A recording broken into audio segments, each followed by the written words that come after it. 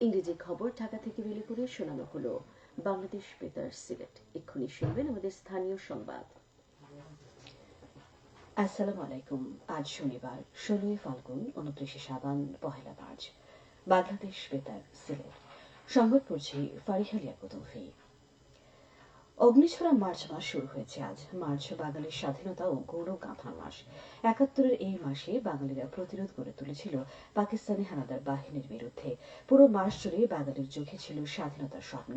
এই মার্চ মাসেই বাঙালিরা স্বাধীনতার যুদ্ধে ঝাঁপিয়ে পড়ে। ২৬শে মার্চ মধ্যরাতে দেশের স্বাধীনতা ঘোষণা হয়। সারা দেশের মতো সিলেটেও বিভিন্ন কর্মসূচির মধ্য দিয়ে আজ মহান স্বাধীনতার মাসকে বরণ করা হবে। এতে বাংলাদেশ বেতার সিলেট কেন্দ্র সহ সরকারি বেসরকারি বিভিন্ন সংগঠন ও সংস্থাগুলো নিয়েছে বিশেষ কর্মসূচি। ডায়াবেটিস সচেতনতা দিবস ছিল গতকাল। একই সঙ্গে বাংলাদেশে ডায়াবেটিক সমিতির প্রতিষ্ঠা দিবসও পালিত হয়েছে। ১৯৫৬ সালের ২৮শে ফেব্রুয়ারি বাংলাদেশ ডায়াবেটিক সমিতির প্রতিষ্ঠা হয়। ডায়াবেটিস নিয়ন্ত্রণে সচেতন করে তুলতে বাংলাদেশ ডায়াবেটিক সমিতি তার প্রতিষ্ঠা দিবসকে ডায়াবেটিক সচেতনতা দিবস হিসেবে পালনের উদ্যোগ নেয়। ডায়াবেটিস সচেতনতা দিবসে বিশেষজ্ঞ ডাক্তার চিকিৎসকগণের বক্তব্য, শারীরিক শ্রম, নির্দিষ্ট সময়ে ও নির্দিষ্ট পরিমাণ খাওয়া এবং ওজন ঠিক রাখা সহ সচেতনতা এই রোগ নিয়ন্ত্রণের একমাত্র পথ।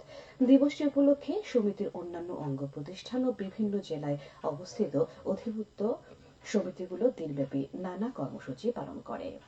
এদিকে ডায়াবেটিস সচেতনতা দিবস উপলক্ষে শোভাযাত্রা, প্রচার অভিযান ও আলোচনা সভা অনুষ্ঠিত হয়েছে মৌলভীবাজারে। সকালে শহরের ডায়াবেটিস হাসপাতাল প্রাঙ্গণ থেকে বের হয় সচেতনতামূলক শোভাযাত্রা। এ সময় সচেতনতামূলক প্রচার অভিযান ও লিফলেট বিতরণ করা হয়। পরে এম সাইফুর রহমান অডিটোরিয়ামে অনুষ্ঠিত হয় আলোচনা সভা। সিভিল সার্জন ডাক্তার মামুনুর রহমানের সভাপতিত্বে অনুষ্ঠিত সভায় প্রধান অতিথি ছিলেন জেলা প্রশাসক মোহাম্মদ ইসরাইল হোসেন।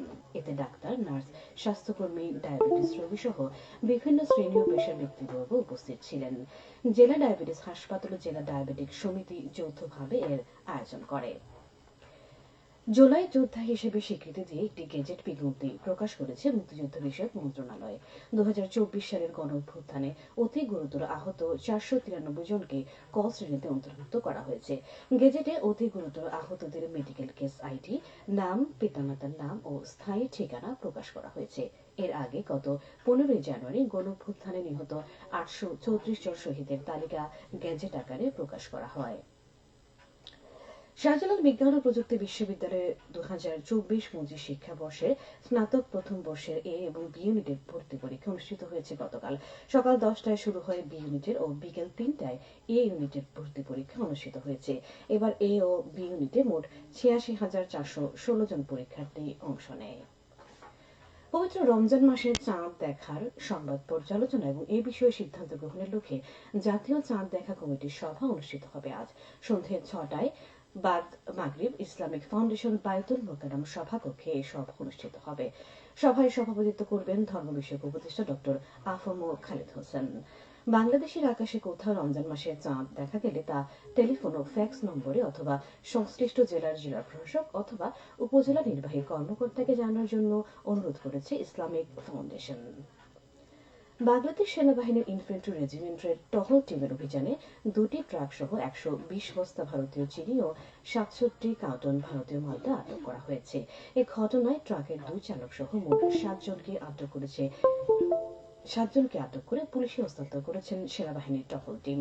গতকাল জৈন্তাপুর হরিপুর গ্যাস সেনা ক্যাম্পে ২৭ বি ইউনিটের দায়িত্বরত মেজর মাজহারুল ইসলাম নওশাদের নেতৃত্বে ভোরে সেনা টহল টিম হরিপুর ফতেহপুর সড়কের হাকুর বাজার এলাকায় অভিযান চালিয়ে ভারতীয় অবৈধ পণ্যবাহী ট্রাক দুটো আটক করে।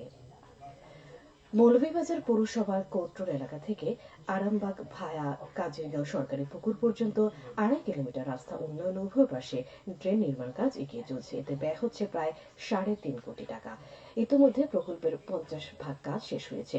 বাকি কাজ আগামী জুন মাসের মধ্যে শেষ হবে বলে আশা করা হচ্ছে। মৌলভীবাজার পৌর প্রকৌশল অধিদপ্তর তা বাস্তবায়ন করছে।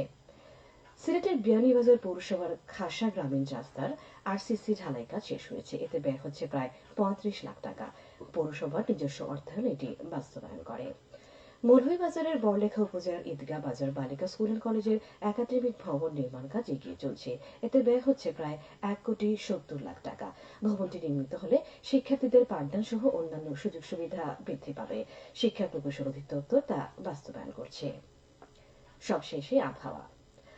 আজ বেলা 1টা পর্যন্ত পূর্বাভাসে বলা হয়েছে সিলেট সহ পার্শ্ববর্তী এলাকার জন্য কোনো সতর্কবাণী নেই এবং কোনো সংকেতও দেখাতে হবে না। আজ সিলেটে সূর্যোদয় হয়েছে ভোর 6টা বেজে 16 মিনিটে এবং সূর্য অস্ত যাবে সন্ধে 5টা বেজে 54 মিনিটে। সংবাদ শেষ হলো। পরবর্তী স্থানীয় সংবাদ প্রচারিত হবে দুপুর 1টা বেজে 5 মিনিটে। বাংলাদেশ